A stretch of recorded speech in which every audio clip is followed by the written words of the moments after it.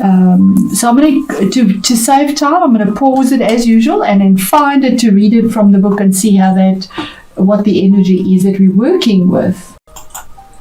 Okay, Aries, I've got it here. And wolf is about the shadow side, obviously, as well, intuition and learning. And yes, the third house is about learning as well, study. But remember, it always the yin and yang sign is the other side of the third house is the ninth, which is also education and higher learning, your belief system, things that are changing. So learning definitely comes into this.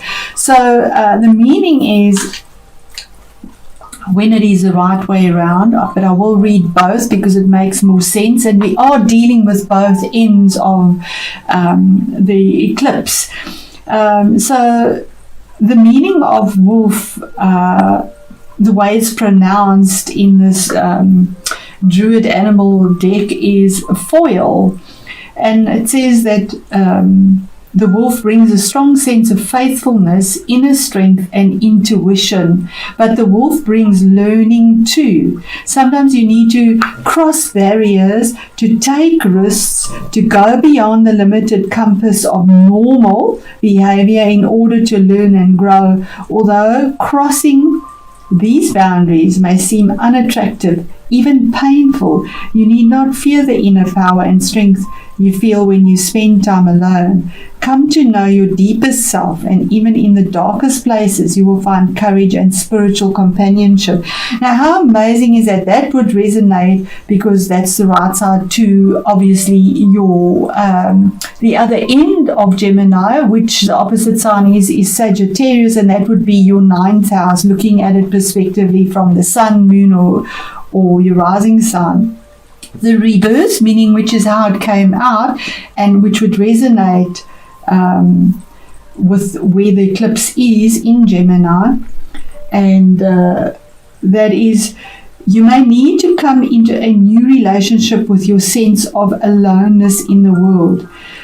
Behind a fear of loneliness may lie a fear of your own inner strength, fierceness and power. Learn to trust this and to come to know your deeper self.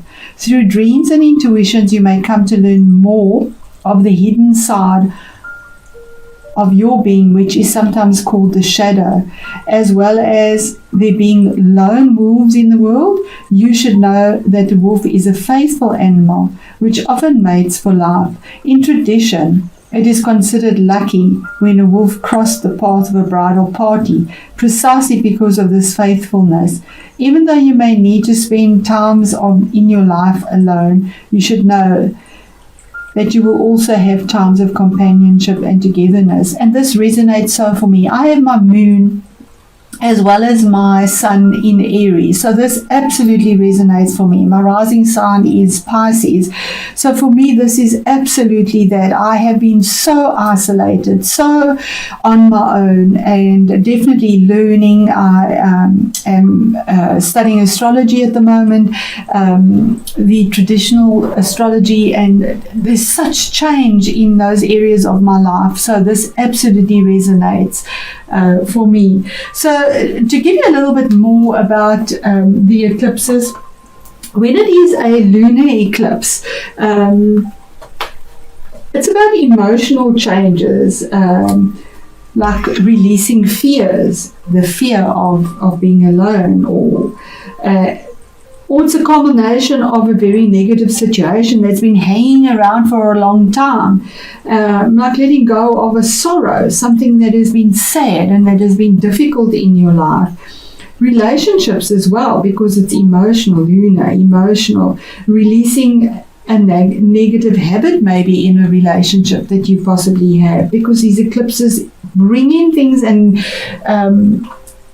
at the same time they also release things. And we have, okay, so I was just checking on my solar fire here, and we have the North Node in Gemini. So it definitely is, the North Node is slightly more positive.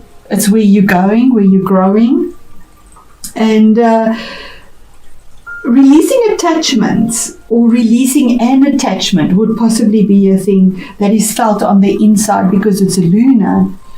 And the third house deals with, because it is lunar, it would be dealing with thoughts and styles of thinking, how you learn, relationships with siblings, maybe that would come up or be important.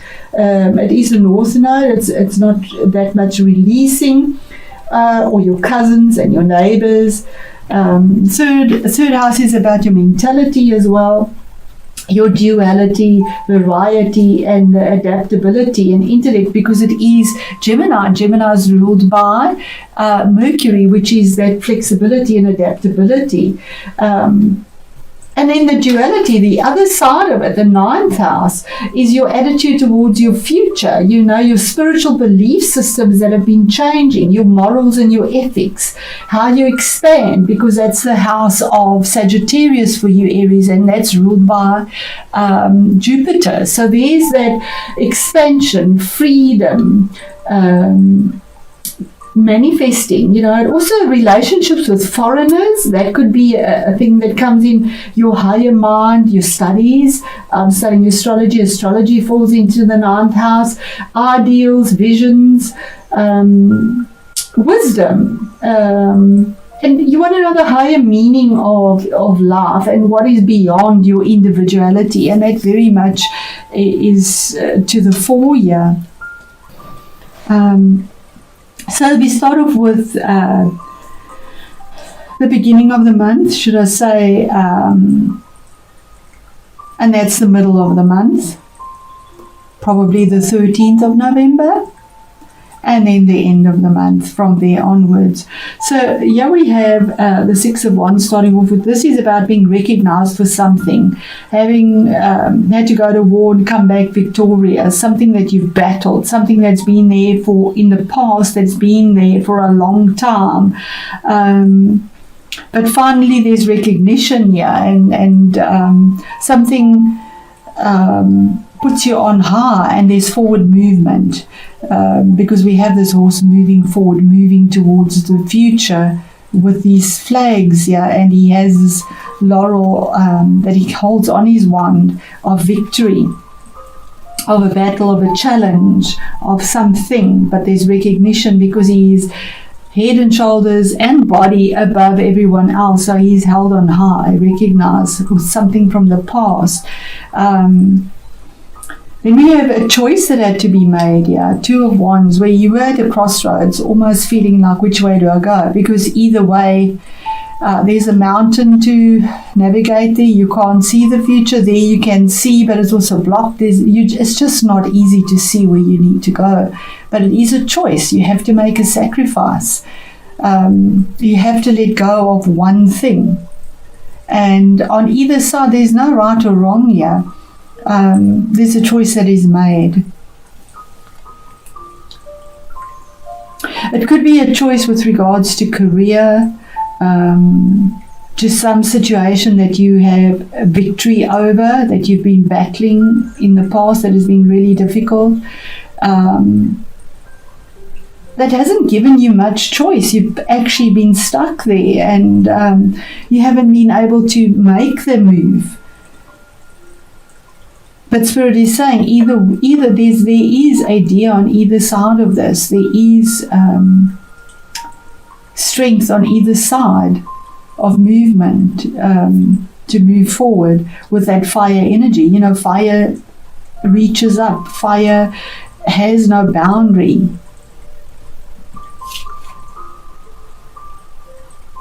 Then we have the King of Cups. So the King of Cups could be your own energy or somebody you're dealing with.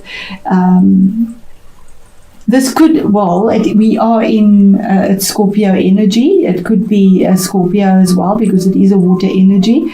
But it could be either of the water signs, Cancer as well as Pisces.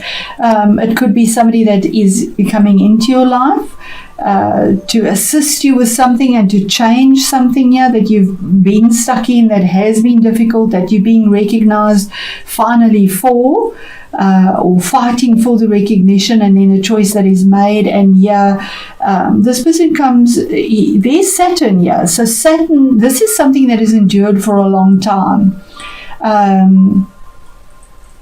This person either comes from the heart or is strategic, diplomatic, makes changes on the outside. He is a king. For me, kings make changes on the outside if it's not a person. It's something that is emotionally fulfilling but changes you from without as well, not just within. Otherwise, it's your own energy of being strategic, diplomatic, steadfast, making a change, being ready to offer your cup of love, to work from your heart, but to make changes on the outside. What is the message from Spirit in the middle of the month? And I feel that this is card number 13. It is a major arcana card, and I do feel on the 13th of November there is some form of change for you, Aries, that will be significant. The eclipse is only on the 30th of November, 29th or 30th, and yet here on the 13th there is a significant change. It's the rosebud that just blooms, that is surrendering for something new. It has to come to an end. Whatever this is down to the bare bones. It's a skeleton, it's dead. It cannot be revived anymore. There's the horse facing the past. It's done. Here's the surrender, moving forward. Everything has gone up in smoke. There's change, something you've been defending, something you've been fighting, something you've wanted recognition in. And I said the third house is ruled by Mercury. Here we have the wings of Mercury. He had the wings, he's the messenger of God. In Greek mythology, or in mythology, he is the messenger, and he has the wings on to carry the messages, but he has the message of something that comes to an end, to bring about something new, something that you've been stuck in, something you've wanted recognition for. And then what is hidden in all of this is that you've been taking stock of everything. It could be to do with your finances.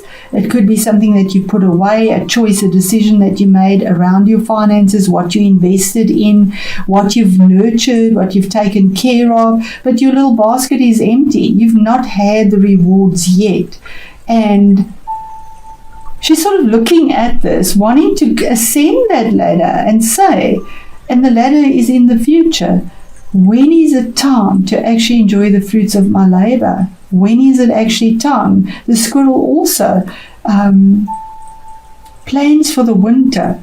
He nurtures and plans for the future. But here are, well, you're the ram, here sheep here, showing peace. And she's actually going to that ladder with her empty basket, looking at what is there and going to go and collect what she's sown, what she's nurtured, what she's waited for, taking stock of whatever as she's not enjoyed yet. It's empty. But it's in the future, it's coming in November. Then we move on to the Page of Cups. Now, for a general reading, this is normally information that is coming in, or it could be dealing with children or somebody that is younger, but it's the beginning steps of somebody offering love. There's the King, here's the Page of Cups, somebody offering something, offering an apology, offering love, a small offer, something that comes in, news that comes in, that it might be happy news, pleasant news that warms your heart. We do have Ivy creeping. Ivy is, to me, is Saturn. It creeps along, it grows, it's slow, it's steady, and reaches. It keeps on reaching. He's also looking to the future. He's not looking at the offer. So you could be offered something or waiting for an offer to come in still that hasn't come in yet. But here's the Star card. Card number 17, which is an 8 in astrology. That's a 4 for foundation to be built, because something has to end for something new to start. can't start until it ends. And here's our 8, which is that power number. This is healing, hope, something that you've pegged your hopes on the stars. Maybe you've been ill. Here's your healing, being guided by the stars, just letting go of everything that doesn't serve you anymore, not worrying about it, not even in your vulnerability. She's sitting here on her knees, just letting go. She's completely brought down to her knees. It is the card of Aquarius as well. You could be dealing with Aquarius, or it could be Aquarius is ruled by Saturn as well. That something that Saturn has endured, you've endured through, and this would be Mars here because of Scorpio. Saturn and Mars are 2 malefics. Here's the faith and hope. We have fire and ice, fire and water, that bring the change and something calmer. There's the 8 again, 8 of Pentacles. That is such a beautiful card. The 8 of Pentacles, and year 17 is an 8 as well. So your hard work pays off. You've put so much time into trying to perfect something, and to Pentacles around your finances, but you've not been able to enjoy that yet. It's just been denied you continually. You've been blocked. But there's recognition that comes through here. These eclipses bring this to you. Allow it through for you. You've sacrificed because you've been working so hard on whatever this is, that you put yourself in isolation and just focus on what you're working on. And that's the sad thing about choices. You have to let go of something. So you're putting your time and energy in something here. You don't have time for yourself. You don't enjoy life. And maybe your health has suffered. In my case, this has definitely been the story. Health has suffered. To the point of where it's even difficult for me to do what I love to do. And I think a lot of Aries are having that as well. It could also be all this corona nonsense that's going on. I say nonsense because I'm so over it. I think we all are. This year, 2020, double judgment year, as I called it, is just a year that has been horrendously difficult for everyone on every level of their life. But somehow, through all of this, Spirit brings us an awakening. And Aries, apologize if this is long. There we go. There we go. Synonymous. That was something that was manipulative, deceitful, hurtful, something. It's the devil card. Something in your past that somebody did something to you. You self-sabotage yourself. You know, all these cards are the shadow side of ourselves as well. Where you were asleep and didn't realize. You were caught up in something. You were tied to something. But here's recognition and setting yourself free finally from something that has kept you bound to something that is just destroying you from within and without. Having the strength to get through this.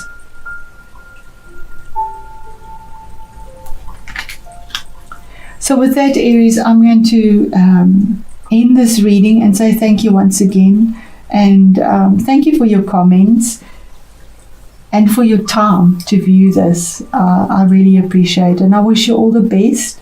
My heart is with you. I know how difficult my story has been, and I will share that one day with you, possibly after November, once all of this comes to an end. Because it is time for change. It is time for things to end. It is time to actually reap what you've invested in and get the healing that we need. And to have the victory over something that has completely just blindsided us, manipulated us, allowed us to self-sabotage ourselves without even realizing it. We are human. You know, we have fated things, but then we also have willpower, which is things that our choices that we make ourselves, and our choices have not been honoring to ourselves. And you know, the universe comes in and clears it out to start something new with the healing. So lots of love to you, Aries. Thank you.